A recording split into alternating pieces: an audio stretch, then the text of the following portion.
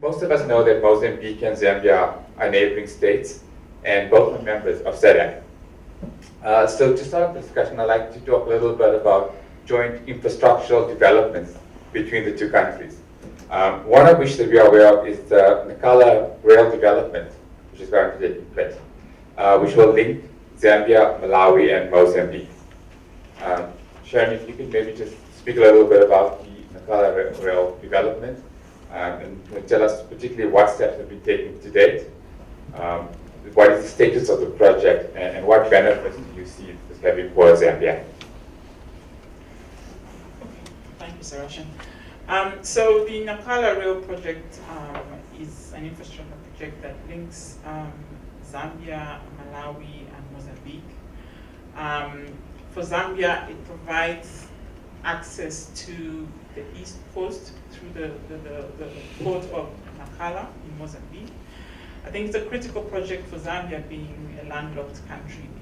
And once it's fully developed, it will reduce the distance to the east coast by about 500 kilometers. It's also important because it provides access to the regional markets in SADC, Malawi, and surrounding countries. And also provides access to the global markets, in particular the markets in the Far East, like China. Mozambique's system or infrastructure, since the very beginning, was designed to serve the in-locked countries.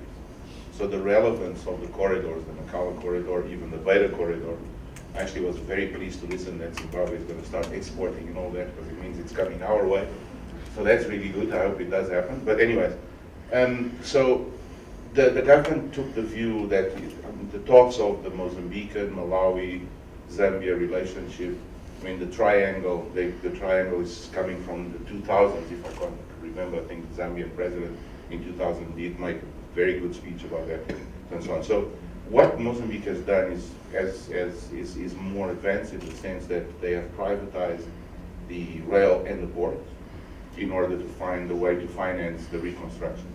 And that was done in a way that, in fact, the same entities that own, or that are the concessionaires, the holders of the Mozambican port, are the same that own the rail and are the same that own the Malawian rail system.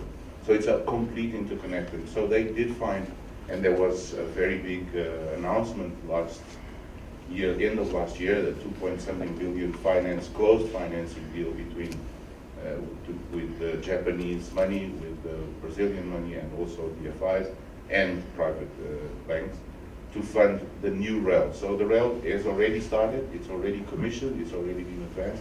There is already a rail in place, there's already coal being exported from there. So what's missing, in fact, is the connection to Zambia to start actually that whole thing operating, because the Nacala port is by far the solution if the rail is operational for the export of the cargoes that way. The Nacala port is the only deep port in the whole coast of Africa that takes the vessels that need to take the significant cargo.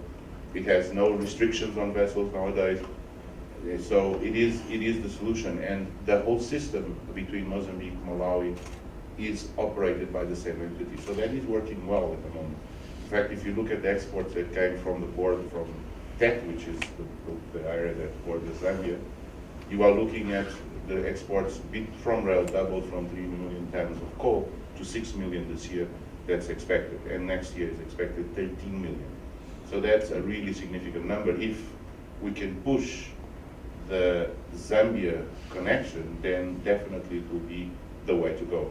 Well, I do agree the Zambian link is the missing link, and I think the main problem has been the lack of resources, the lack of development of the infrastructure.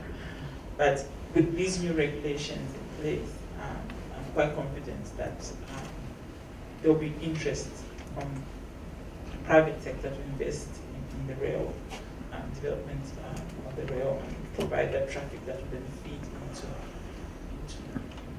Malawi and Zimbabwe.